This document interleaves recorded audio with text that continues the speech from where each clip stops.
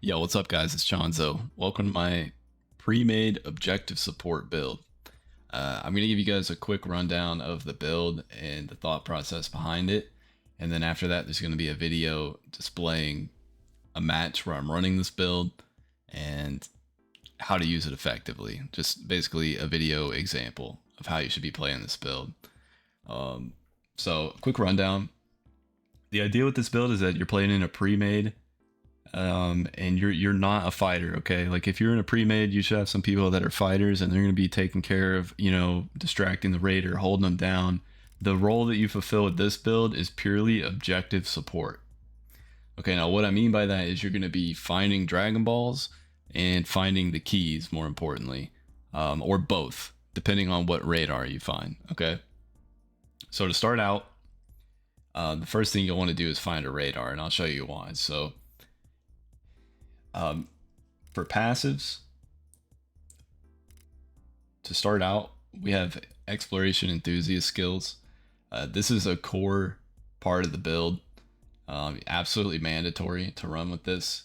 So you need exploration enthusiast skills, which is the ability that when you open a chest, it lowers the cooldowns of your everything that you have on cooldown. Your active skills will get reduced. So pretty much every single one of these active skills is a long cooldown, relatively speaking. So grappling device, instant transmission, and zipline, which are all mobility, right? So zipline's a long cooldown, IT's a very long cooldown, grappling's a long cooldown. Let Me Heal You is also a low cooldown. This is the only one that's not mobility, and this is just, honestly, it's in case someone goes down, you can res them. But if you're in a good pre-made, you might not even need this ability and you can swap it out with something else. But it is a long cooldown that benefits very much from Exploration Enthusiast. So to start out, you've got this, which reduces all these cooldowns. You want to be using them, just all the time. Like a lot of times with grapple, you kind of save it for the raider. With this build, you grapple to a chest, you open some chests, your grapple's back up after just a couple chests. Okay, so the idea is use your cooldowns ASAP to get around the map as fast as possible. Okay, so for passive sprint, that's obvious. It just helps you run around faster. I'm running wall kick or mid-air jump, again, just to get around the map faster. And then, as I said before, the peripheral info is really important for boosting your radar. I personally think that this peripheral one is better than the other radar boost, and that's because it gives you a greater range. Basically, you get more range out of it.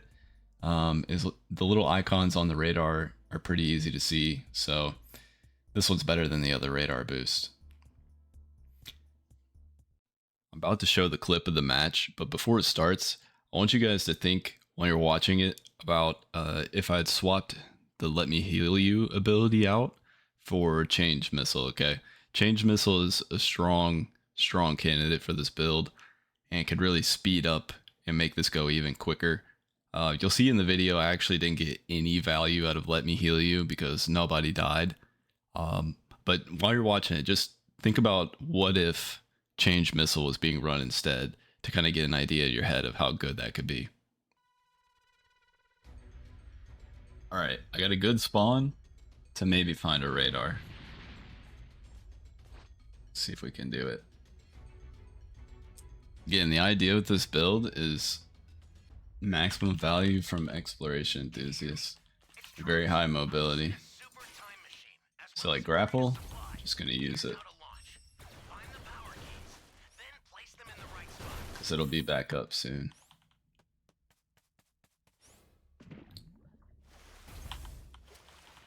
There it is, check it out. Okay, this is perfect.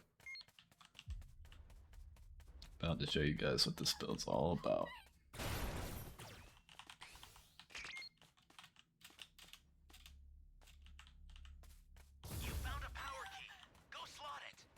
It's one key.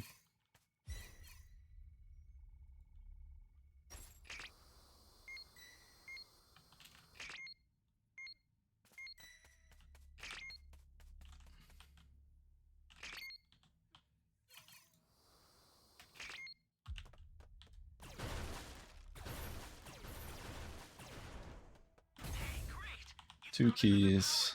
Use it quick.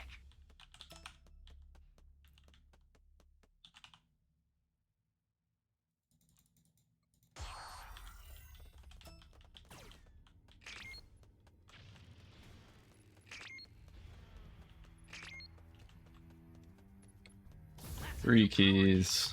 Place it now.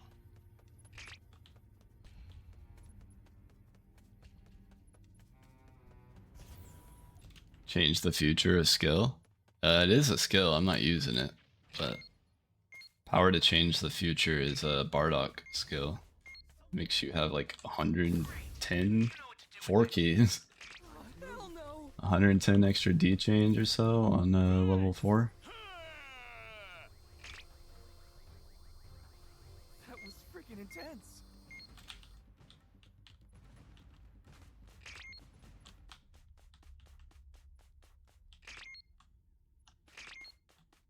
There you have it. All 5 keys You found another power. and 3 Dragon Balls in about 2 minutes.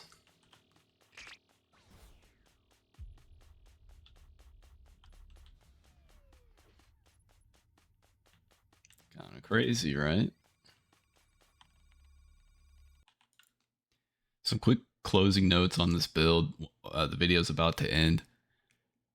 After you find all the keys, you pretty much just want to move on to helping the team plant the keys, which again, the build is great for getting around the map. So not only can you find all the keys quickly, which we did here, all 5 keys solo in just a couple minutes, but we can also cross the entire map in a matter of seconds with zipline to help plant the remaining keys. Another thing to note is you can use the radar on the zip line. Okay, that's a very core part of this build is you set up a zip line that covers a large area, like pretty much cuts through the middle of a zone, and then you scan with your radar while you cross the zone. That's how you get a ton of information super fast with this build. And then I wanted to note one big drawback of this build is you have no combat skills. So you really don't want to engage the raider unless you have to, because you're likely going to struggle without some sort of stun or other combat ability to deal with the raider. Thanks for watching, guys.